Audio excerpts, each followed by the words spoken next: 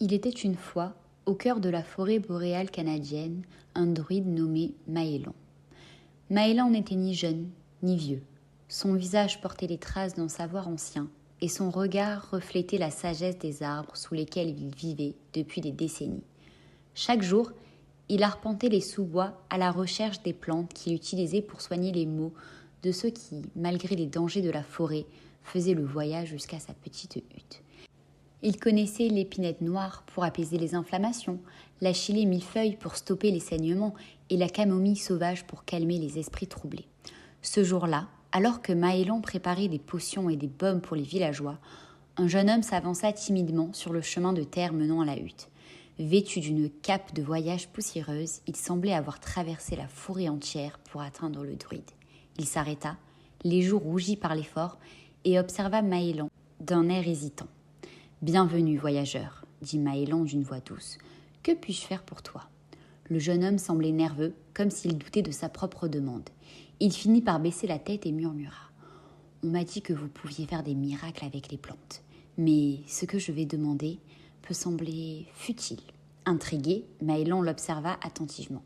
« Les problèmes de chacun, même les plus petits, méritent d'être écoutés, » répondit-il. « Alors dis-moi ce qui t'amène. » Le jeune homme hésita encore un moment avant de se lancer. « Je suis venu car je veux être beau. » Maëlan, pris de court, cligna des yeux, surpris.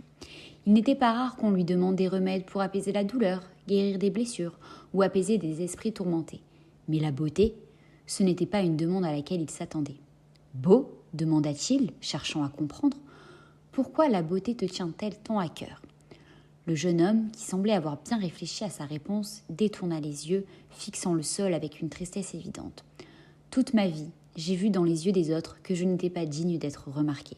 Je n'ai ni le visage lisse, ni les traits agréables. Je suis ordinaire, et c'est un fardeau.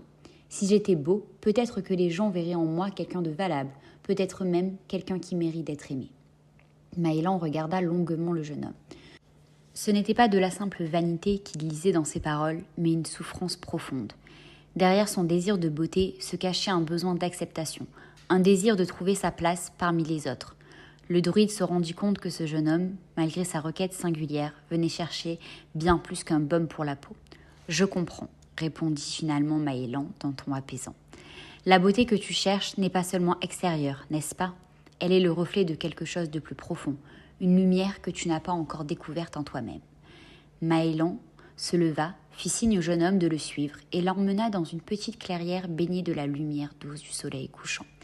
Il s'agenouilla près de son sac en cuir usé et en sortit quelques plantes, de la lavande sauvage pour apaiser les angoisses, de la reine des prés pour chasser les pensées sombres et du bois de cèdre, symbole de force et de sagesse. « Nous allons préparer une infusion, » expliqua-t-il en écrasant les plantes entre ses mains pour en libérer les arômes. Boire cette potion ne transformera pas ton apparence, mais elle apportera la paix dans ton cœur et t'aidera à voir ta propre valeur. La beauté extérieure ne naît que lorsque l'intérieur est en harmonie. Le jeune homme prit l'infusion, sentant le parfum apaisant des plantes qui s'en dégageaient. Il buvait lentement, ressentant peu à peu une douce chaleur se répandre dans son corps, une sensation de calme qu'il n'avait jamais connue auparavant. Maëlan l'invita à revenir chaque jour, et le jeune homme accepta.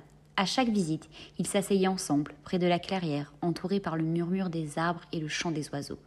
Maëlan lui apprit les vertus des plantes qui l'entouraient, lui montra comment l'odeur de la lavande pouvait calmer l'esprit, comment le toucher de la mousse pouvait éveiller les sens. Il passait des heures à discuter des merveilles cachées de la forêt et des liens invisibles entre toutes choses.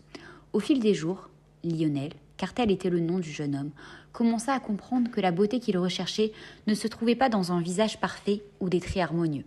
Il réalisait que chaque plante, même la plus modeste, avait sa place et son rôle dans l'équilibre de la forêt. Petit à petit, en observant la nature, Lionel apprit à s'accepter lui-même, tel qu'il était, avec ses faiblesses et ses forces. Un soir, alors que Lionel s'apprêtait à quitter Maëlan pour la dernière fois, le druide lui tendit un petit pot contenant une crème spéciale qu'il avait préparée pour lui. « Voici une crème à base de bourgeons de sapin et de jeunes pousses de pin, » expliquant Maëlan. « Elle rendra ta peau plus douce et lui donnera un éclat subtil. Mais souviens-toi, cette crème n'est pas là pour te changer. Elle est là pour te rappeler le chemin que tu as parcouru. Ce n'est pas elle qui fera de toi quelqu'un de beau, mais ta propre lumière intérieure. » Lionel le remercia, les yeux brillants de gratitude. Avant de partir, il s'agenouilla près du ruisseau qui traversait la clairière et, pour la première fois, se regarda dans l'eau. Ce qu'il vit ne le surprit pas. Son visage n'était pas devenu celui d'un prince de conte, mais il remarqua quelque chose de nouveau, une lueur douce dans son regard, un calme qu'il n'avait jamais ressenti auparavant.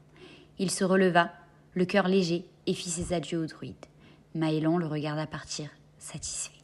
Lionel avait trouvé bien plus qu'une simple transformation physique. Il avait découvert la beauté de son âme. Le jeune homme traversa alors la forêt et reprit son chemin. Mais quelque chose avait changé en lui.